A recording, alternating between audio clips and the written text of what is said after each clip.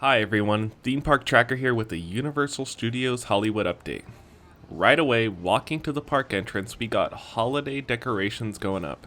It's crazy how Halloween season just ended and now we're entering Christmas, with new festivities and attractions such as Grinchmas and Christmas in the Wizarding World of Harry Potter. Past the main entrance gates, we have even more decorations on the light poles, above the illumination shop, and they even have palm trees wrapped up in lights. There's also going to be a brand new Grinchmas tree placed in Universal Plaza this year. And the park recently sent an email featuring the dates for the holiday events. They are from November 28th to December 29th.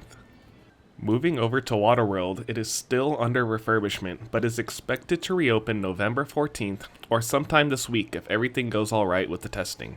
Nothing too crazy should have happened during this refurbishment other than general paint touch-ups and making sure all the effects are operating properly or seeing if they need replacing. Moving on to another project on the upper lot is the Secret Life of Pets ride. The facade is coming along fast and it looks like it's almost done. Some of the textures match each other from each portion, but for the most part, the park did a nice job making sure the buildings look somewhat different from each other.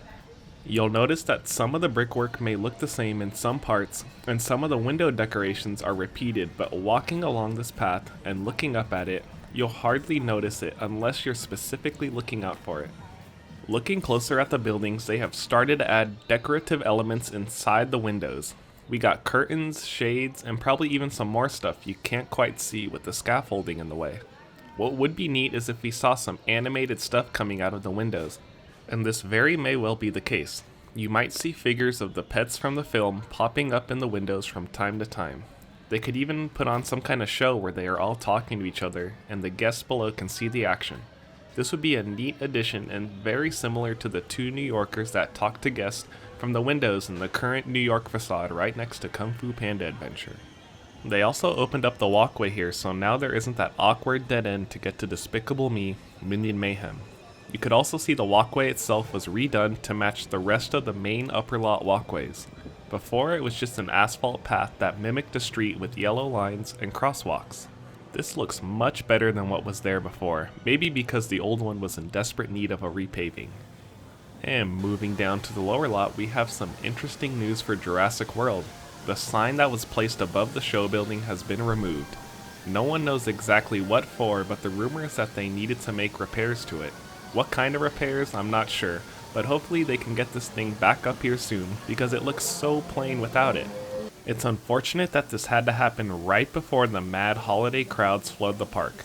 This entire Jurassic World area is a great spot for photos, and many people love to include that sign above the building in their shots. Inside the ride, nothing has changed for the Indominus Rex. It still has the same basic up and down movements. The refurbishment period that is supposed to happen in January is coming soon, and that is going to bring the full Indominus Rex with all the movements that were originally planned. A true battle between two giant animatronics, the T-Rex and Indominus Rex, as you escape down an 85-foot drop. Even more construction in the park. Over here, the rumored Super Nintendo world is changing every day. The more steel that gets added, the more we can make out the structure for this land. The recent addition that really caught my eye is the black horizontal pieces in front of the big Mario Kart show building here. This could be the first step towards seeing a facade of some sort being applied to the exterior of the building. It shouldn't be too long before this happens, as the sheathing for the Secret Life of Pets ride went up fairly quick after the structural steel went up. I'm sure the park wants to get this building covered up as soon as possible so they can start on the interior portions of the ride and ride system itself, since it's rumored to feature new technology like when Forbidden Journey opened up. It had elements that were never before seen on an attraction. Looking through the building, you can't really make out anything that would resemble elements of the ride. At the moment, it's just an empty shell with lots of cranes, trucks, and other machinery inside. Something to keep a close eye on is the square structure going up to the left of the construction site. An odd design, yes, but this closely resembles the square blocks that are found in most Nintendo games, and the land is going to be shaped around that blocky looking terrain. The ride show building is progressing faster than this portion, but overall the speed of this project is ridiculously fast.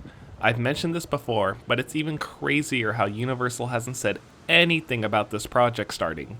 All we know is Nintendo is coming to Hollywood at some point after Japan gets their version, and that's all we know. Moving over to CityWalk, one of the last original locations has closed. Tony Roma's will be making way for the NBC Sports Grill and Brew. This exact location can be found over at CityWalk Orlando, and I guess due to the popularity and ending lease with Tony Roma's, it only made sense to bring it here to Hollywood. Tony Roma's isn't the only thing closing. Right above it, the Howl at the Moon nightclub has also closed its doors, and will be moving to another location outside of Universal City property. This is perfect for Universal because now they can transform these two locations into one. It would be 2 stories tall if they go through with it, and they might use the dead space to the right of Howl at the Moon as well. Well, that's all for this Universal Studios Hollywood construction update. Sorry for the hiatus and updates for this park. I should be back to covering it steadily like for Jurassic World. There's so many construction projects going on at this park, and that's what makes it great. Things are always changing, being refurbished, or being added.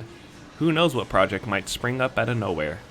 Thank you so much for watching, and please subscribe to the channel for more updates on Universal Studios Hollywood.